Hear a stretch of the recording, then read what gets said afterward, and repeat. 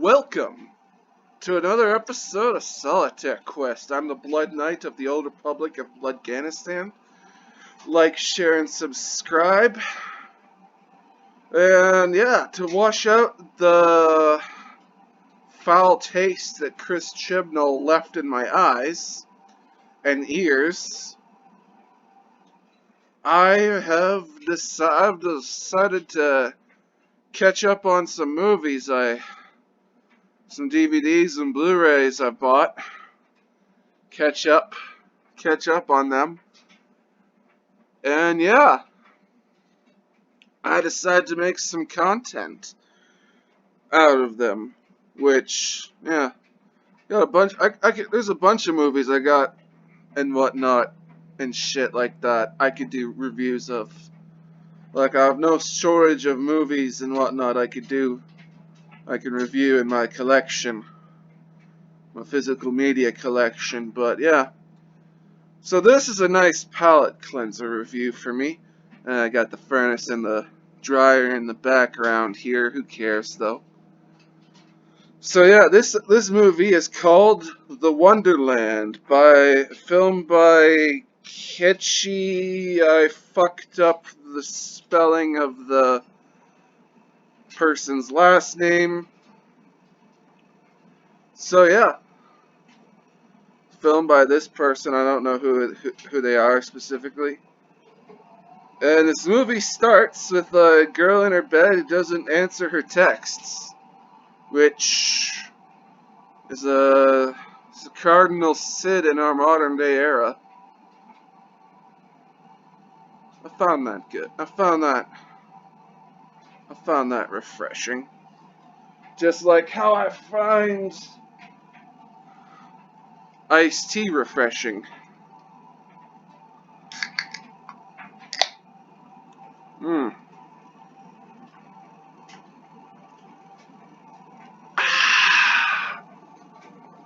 Good stuff. So yeah.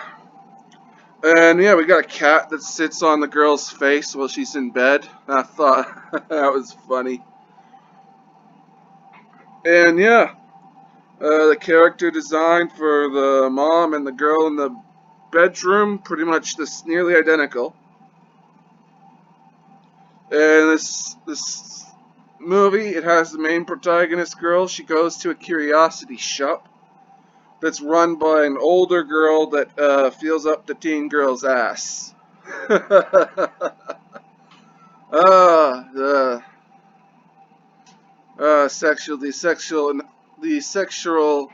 sexual harassment intensifies. And yeah, the girl gets her hand stuck in a tablet that's specifically shaped to fit her hand. And then the alchemist guy shows up, and we find out that the girl is a reincarnation of a rain goddess. Which, okay, a little bit of Mary Sue-ish here. Not bad though. She doesn't full on have rain powers in this movie. I can report on that.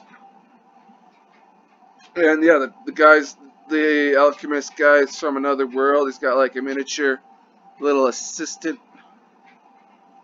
And yeah, the older girl brings up the multiverse. The runner of the curiosity shop brings up the multiverse. I found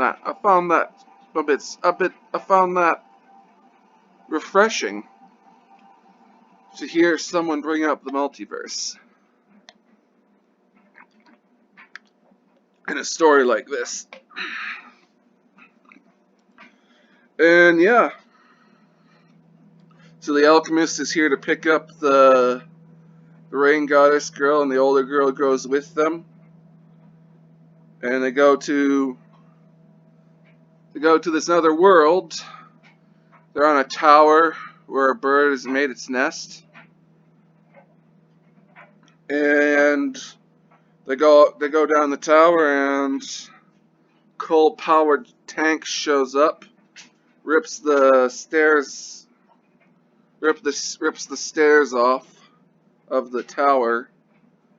And yeah, the girl, one of the eggs the bird had, it falls, but like the older girl catches it with, I guess, her gown or something. And we got these huge ass fluffy sheep in the movie. Oh man, oh man, just cuddling up to one of those sheep.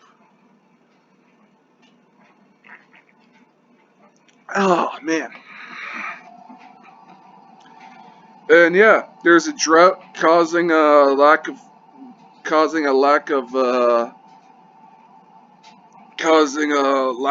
water for like the flowers that are used in dyes in the town with the sheep and whatnot. And we got montage of the guy in a coal-powered tank wrecking stuff. He's all sinister and all that. And we get to see like an industrial city.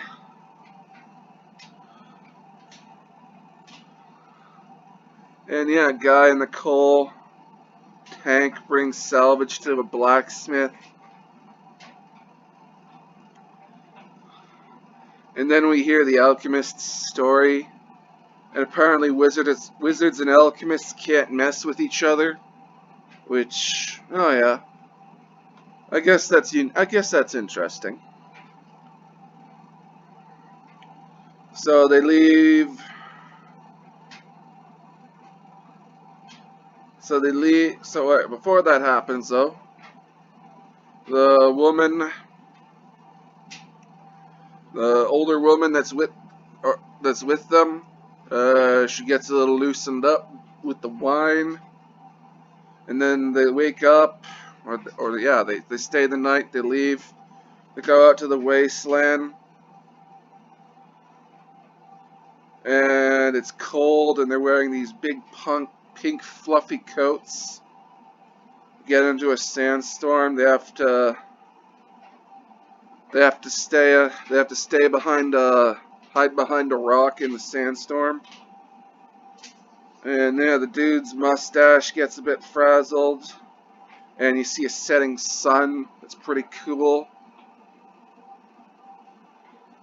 And yeah, the coal-powered tank gets a cannon on top of it. It previously had like an arm for collecting salvage. Apparently the alchemist guy is infamous. And yeah, the older girl that's in the party fucking gets her drink on. God damn. And yeah, the sinister guy is trying to bring rain to the world with like brute force with the cannon. Then the alchemist gets turned into a fly by like the sinister guy's apprentice. Then they get onto a narrow pass. They drive onto a lily pad. And they put some magic liquid on them that makes them breathe underwater. And there's like huge goldfish and whatnot in the pond. And the prince turns out he got turned into a doll. I found that was pretty cool. And yeah, they're cat people. And we get to see a cat that is like smoking a cigar. And then yeah, the one judge cat. He sees the younger girl, and it's like he immediately recognizes her as like a person who pulls a cat's tail. And then their punishment to the girl is like the girl grows a tail and ears, and then she has her tail get pulled, and then like the enchantment I guess wears off. And yeah, we got a wizard's house that's hovering on top of a mountain. And the wizard shows up, and the doll wasn't the prince after all. And the prince is actually the bad guy who got, I guess, yeah, he got turned into a doll Then he got turned into like a living, like, I don't know. And then the wizard, the wizard turned the prince into the doll. Spell unravels and the prince returns to normal. The alchemist puts the dragon fuel in the car and they jet off. They get the necklace and they give it to the prince to perform the ceremony. And then the ceremony fails. The prince has to sacrifice himself.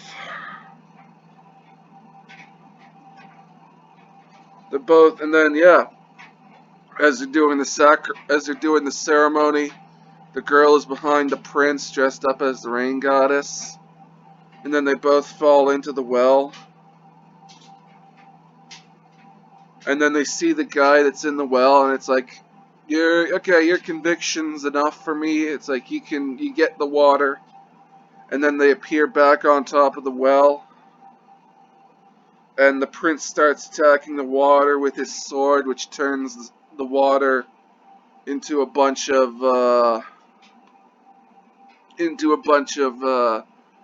birds and whatnot.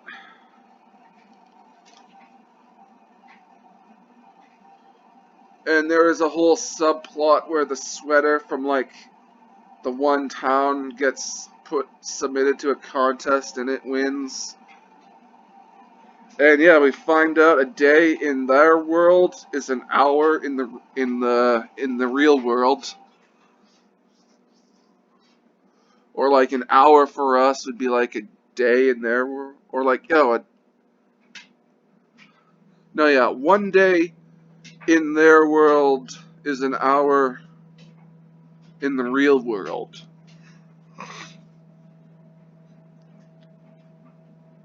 So yeah, we find out there's a time differential. And yeah, the movie ends. It's like the alchemist guy says to them, you'll leave. It's like, you'll leave, but by the time you get back, by the time we show up again, it's like, so much time is gonna pass and whatnot. So yeah, I found this story was nice. I found this movie to be nice. We actually have female characters that aren't the bestest ever. We don't have any overpowered Mary Sue's. A lot of stuff. Like a bunch of stuff happens, but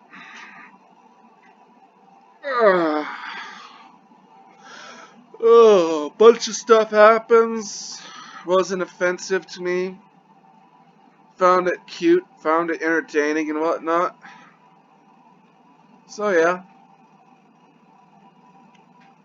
found this to be a nice story. I definitely want to see more of this fictional world that was set up. We only get like a snapshot of it, pretty much, with this movie and whatnot. I want to know other stories and whatnot in this world. Seems interesting. But yeah, nice movie altogether. Nice palate cleanser, to wash my eyes out with, Fucking Revenge of the Daleks. Bunch of crap that was.